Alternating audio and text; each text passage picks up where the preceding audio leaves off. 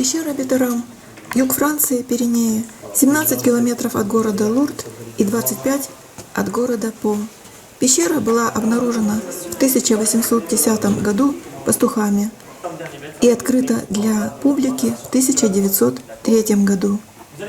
Посетители проходят по следу воды, которая на протяжении тысячелетий формировала чудесные минеральные образования, подчеркнутые продуманным освещением. Экскурсия начинается в верхней части грота, богатой конкрециями, сталагмитами, сталактитами, колоннами. Сталактиты — это отложения, растущие из потолка. Сталагмиты — более мощные образования, точно такие же отложения, но они растут со дна пещеры. Когда сталактиты и сталагмиты встречаются в росте, они образуют колонны и могут объединиться в одно. Поражают объемы пещеры. Проходы и лестницы для туристов забетонированы, огорожены, что дает ощущение безопасности, хотя и возникают раздумья, что будет, если произойдет какой-то обвал. Туристов предупреждают, что в пещере прохладно. Летом и зимой температура около 12-14 градусов. Но в реальности оказалось хоть и прохладно, но вполне комфортно, особенно после жары на улице. Гид ведет группу до глубины 80 метров. Становится более влажно. Сначала после входа в пещеру лишь чуть влажно, потом чуть капает сверху, далее появляются лужи, возникают реки и уже даже с мощным бурным течением. Там, где вода попадает под освещение, видно, что она кристально чистая. Туристы доходят до глубоководья. Этот участок преодолевается на лодке. Потом снова немного пешком, и в завершение все усаживаются в мини-поезд, который довольно-таки быстро, с ветерком, вывозит туристов наружу из пещеры. Вся экскурсия занимает 1 час 20 минут. Экскурсии производятся на 8 языках. Я попала в группу, где экскурсовод говорил на французском. Приятного просмотра. Lorsque la goutte d'eau se retrouve à l'air libre, le calcaire qu'elle transporte se solidifie et forme un petit dépôt au plafond de la grotte. C'est le début d'une stalactite. Observez, d'une part, une partie lisse et encaissée qui est la trace du lit primitif de la rivière, et d'autre part, la surface en lapiaz à l'aspect spongieux creusé de sillons. Ce qu'on appelle une colonne, on peut aussi appeler ça pilier. Et vous avez ici donc le parfait exemple d'une colonne qui est en train de se former, voyez. Alors il manque environ 50 cm qui séparent la stalactite de la stalagmite. Et la vitesse de formation est estimée, accrochez-vous, à 1 cm par siècle.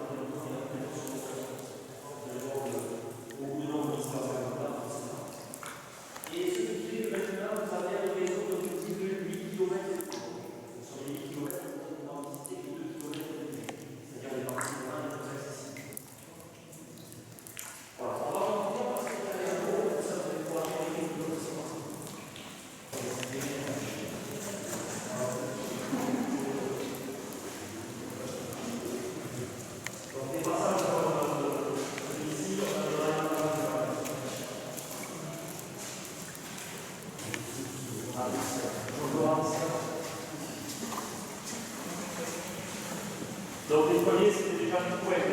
Les premiers, c'était des gens qui habitaient le village de la droite.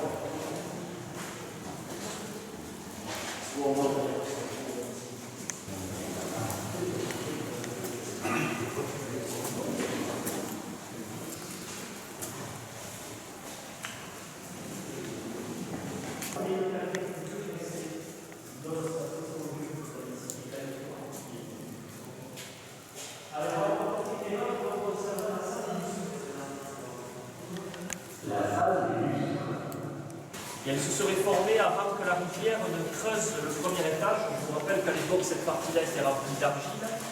Et donc la formation calcaire, forcément, n'a pas pu se développer verticalement. Ce qui fait que le calcaire s'est accumulé tout le long de la boucle. Alors ça reste une hypothèse des scientifiques. Hein. Voilà. En tout cas,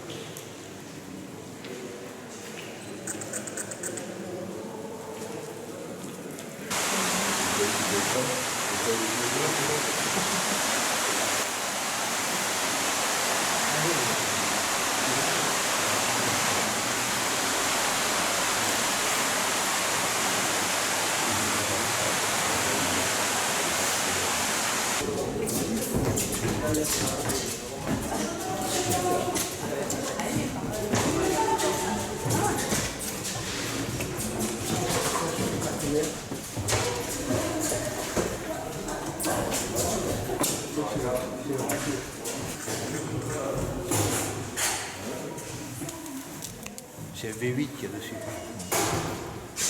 T'as vu l'échelle là? T'as vu l'échelle pour grimper? Tu peux. bien, voilà, donc là vous êtes, messieurs, dames, à 200 mètres sous terre. 200 mètres de roche au-dessus de la tête. Ça fait beaucoup.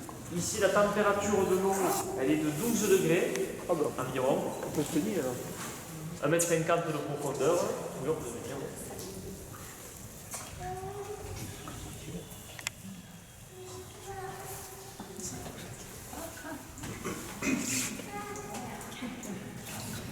Voilà, donc là on va rentrer dans un magnifique espace avec le plafond qui a été creusé par l'eau pendant des millions d'années, voir toute l'érosion, les turbulences qui ont rendu la roche comme ça un peu spongieuse.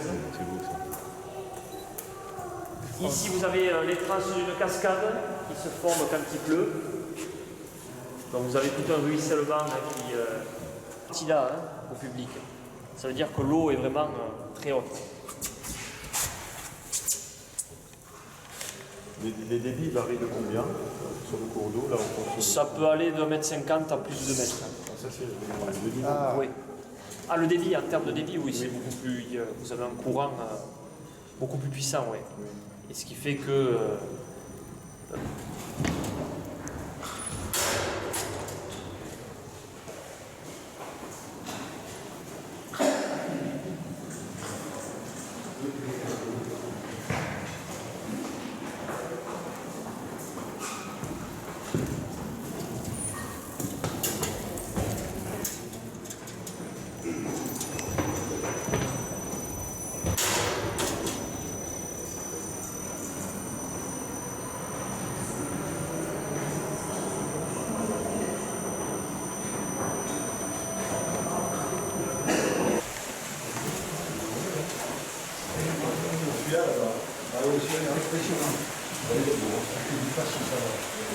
C'est encore une fissure.